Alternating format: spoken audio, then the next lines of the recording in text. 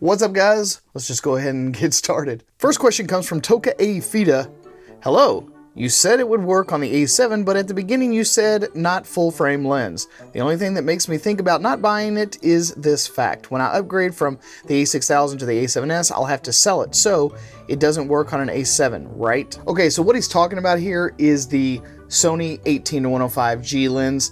Essentially, the 18-105G lens was made specifically for crop sensors. Okay, so when you try to put them onto a full frame camera of Sony's, whether it be the A7, the A7S, the A7R, or what have you, if you leave it in the full 35mm framing mode, you're going to get vignetting on that particular camera body. Now, it doesn't mean that you can't use the lens or that it just disables itself or it's incompatible 100%. It just means that you get some vignetting. But all of those cameras that I just mentioned, including the A7S and the A7S Mark II, they have an APS-C sized crop sensor mode, so it will effectively get rid of the vignetting. All you have to do is just go into your settings and find them and swap it over to the crop sensor mode, and you should completely and totally get rid of the vignetting and still be able to use the 18-105 on all of your Sony cameras.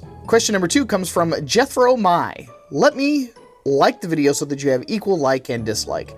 I think the millions ISO is the selling point of Nikon, but it baffles me. Who is a target consumer for the D5, D500? Not to mention no built-in flash in the D500. I know. Pros don't use this feature. Well, Jethro, let me just go ahead and say that, in my personal opinion, the only people that ought to buy the D5 or the D500, and this literally only applies to a very, very, very small fraction of the photographic population, where you're not really for sure your conditions, a lot of wind, dust, moisture, you might drop it a bunch, you're just going to sling your bag around.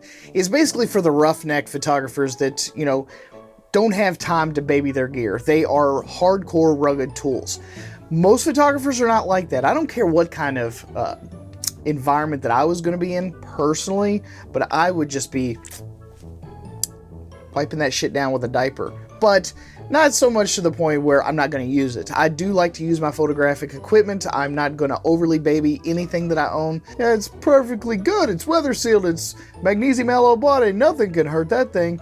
As far as having an onboard flash, a lot of people say that it's not a pro feature, but you can do a lot with your built-in flash on your camera. A lot of people use it as fill light outdoors. A lot of people will use it to bounce. So don't say that it's not a pro feature. If it's a tool and it does have some value, then it's not more pro because some pro doesn't use it. That's complete horseshit. So don't ever perpetuate that myth. Our third question comes from Blue Whale. Did you receive the photo in RAW format? Receiving the photos via Wi-Fi is terribly slow.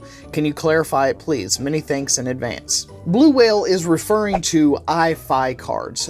Back in the day, EyeFi cards were pretty popular amongst people because, first of all, they didn't want to buy Nikon or Canon's massively overcharged prices on their wireless tech.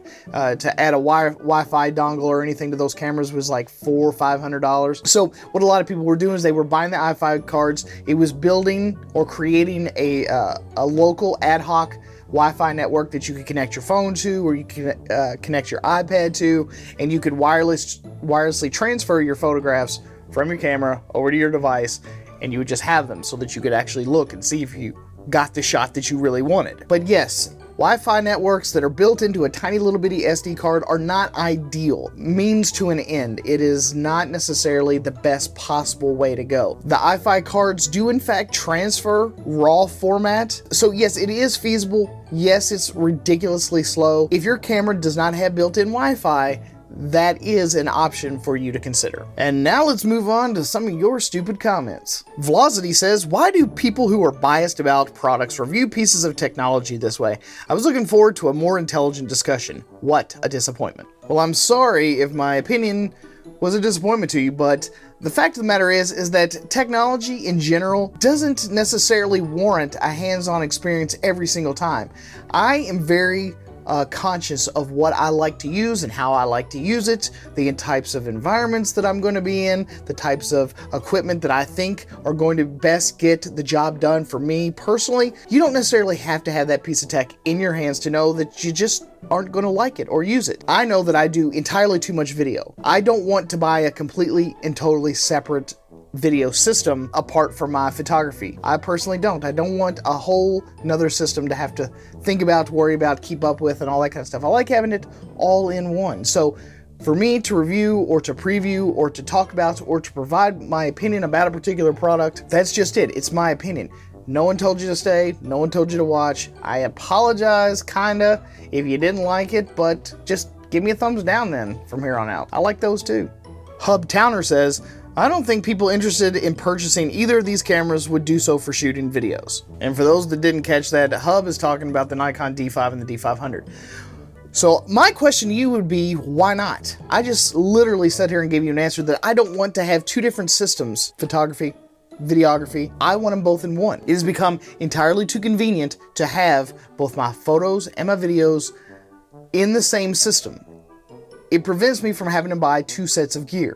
So for a lot of people that do weddings or events, having the ability to both take pictures and take video is extremely important to them. Just because you or someone else may not particularly want or need that particular feature, they set the standard a long time ago. If you weren't going to focus on video, you should have never included it in the first place. If you wanted to keep your stuff separate from all the other gear that you currently sell, you should have just never included it. A lot of us became extremely dependent and really enjoyed those features. We want our systems to be compact, small, light. We want them to be integrated. We don't want to have to constantly be messing around with 10 or 11, 12 different systems just because you want to make some more fucking money. And speaking of wanting to make you a whole brand new bunch of money, Canon just recently announced their new flagship, the Canon 1DX Mark II or whatever it's called. And for their particular video needs, they have decided to use the MJPEG codec for video. Right. For those of you that don't know, the MJPEG format codec, while extremely efficient, has been around for God knows how long. It is such an old, outdated codec, it's just not even funny. It's so ancient, it's almost laughable that Canon would include this. I don't know why they didn't decide to use a more modern codec for their video recording needs. But if you also take a look at some of the other stuff that they are going to be charging extra for, much like Nikon, the Wi-Fi adapter is going to be, I think, somewhere in the ballpark of $500 to $600. They're going to be charging just a massive amount for all those extras. I thought genuinely that maybe Canon might do a bit better than Nikon on this front, but they didn't. So you Canon users that have been swapping over to other brands because they're actually giving you the features that you need, you made the right move, just like me. Canon and Nikon have sat atop their golden thrones entirely too long. I think that if more and more of us decide that we're just not going to put up with their shit anymore, all those trends will finally change. We'll actually be getting the stuff that makes it possible for us to do our jobs faster, easier, and more efficiently. So there you have it, there you go, folks. Another Q&A down the drain. Thanks again for stopping here and hanging out with me today. And if you've got any comments or questions that you'd like to have answered on this program, be sure to leave those down in the comments section down below. Also, don't forget to support me on Patreon. Check out my Patreon page. I'll leave the link down in the description box below as well. And as always, thanks again for stopping here at the Photo Video Show. I'm your host, Mark Puckett, and I'll see you guys again on another one. Peace.